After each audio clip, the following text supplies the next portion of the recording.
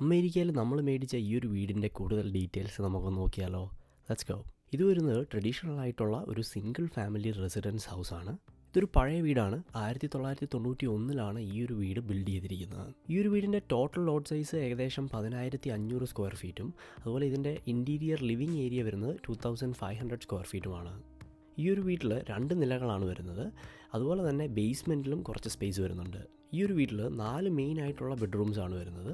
അതിൽ 3 മുകളിലും 1 ബേസ്മെൻറ്റിലുമാണ് വരുന്നത്. ബാത്റൂം 3 ഉണ്ട്. അതിൽ 1 ഹാഫ് ബാത്റൂമും ബാക്കി 2 ഫുൾ ബാത്റൂമുമാണ്. അറ്റാച്ച്ഡ് ആയിട്ടുള്ള ഗരേജ് സ്പേസ് ഉണ്ട്. ഇവിടെ നമുക്ക് 2 വണ്ടി ഇടാനുള്ള സൗകര്യമുണ്ട്.